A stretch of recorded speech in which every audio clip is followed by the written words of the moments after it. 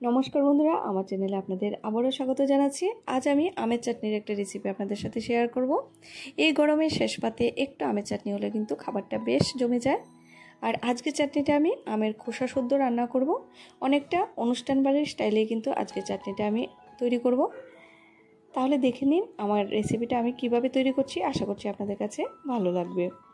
আমি এখানে একটা আম নিয়েছি, আর আমটা কিন্তু আমি এরকম লম্বা লম্বা করে খোসা শুদ্ধই কেটে নিয়েছি। আমি এখন প্রথমে একটা মশলা রেডি করে নেব। তার জন্য আমি এখানে একটা শুকনো লঙ্কা নিয়েছি, তার সাথে 1 চা চামচ 5 ফোড়ন আর 1 চা চামচ আমি এখানে মৌরি নিয়েছি। এবার মশলাটাকে কিছুক্ষণ শুকনো খোলায় ভালো করে তেলে নিতে হবে।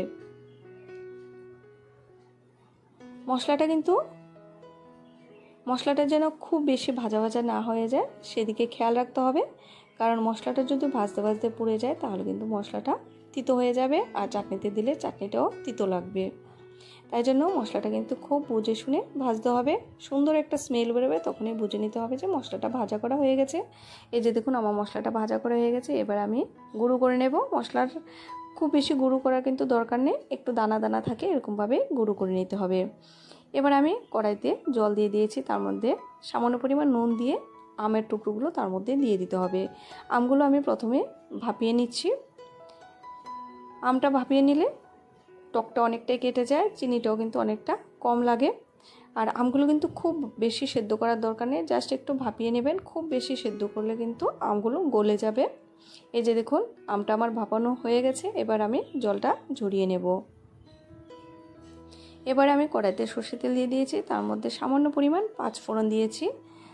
এবার একটা শুকনো লঙ্কা দিয়ে দিতে হবে। 5 ফোড়ন আর শুকনো লঙ্কাটা একটু কিছুক্ষণ ভেজে নিতে হবে।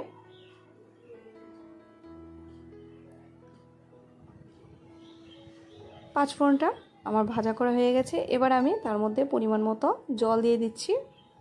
এখানে আমি প্রায় 1.5 গ্লাসের মতো জল দিয়েছি। জলটা দেওয়ার পর এবার সামান্য পরিমাণ নুন দিচ্ছি। যেহেতু আমি আমটা সেদ্ধ করার সময় একটু নুন দিয়েছিলাম, তাই নুনটা কিন্তু একটু বুঝিয়ে দিতে হবে। তারপর সামান্য পরিমাণ হলুদ গুঁড়ো দিয়েছি। হলুদ গুঁড়োটা কিন্তু খুব বেশি দেবেন না, একদমই অল্প দিতে হবে। এবার চিনি দিয়ে দিতে হবে। এখানে আমি প্রায় 1.5 হাতার মতো চিনি দিয়েছি।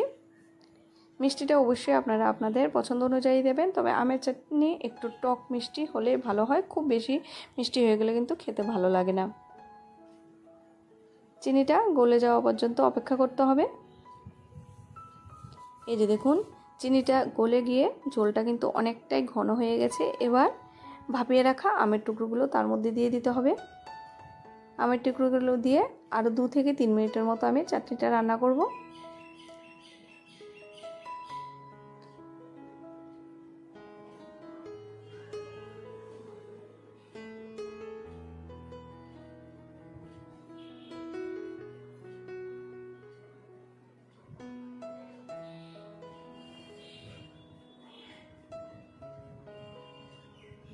আমের টুকরোগুলো দেওয়ার পর আরও 2-3 মিনিটের মতো আমি ঝোলটা ফুটিয়ে নিয়েছি। ঝোলটা কিন্তু অনেকটাই ঘন হয়ে গেছে।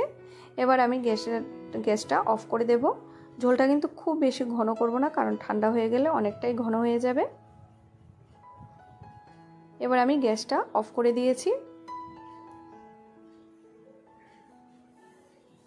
এবার নামানোর আগে আমি ভেজে রাখা যে মশলাটা করেছিলাম সেটা দিয়ে দেব। এখানে আমি প্রায় 1/2 চা চামচের মতো গুঁড়ো মশলাটা দিয়ে দিচ্ছি।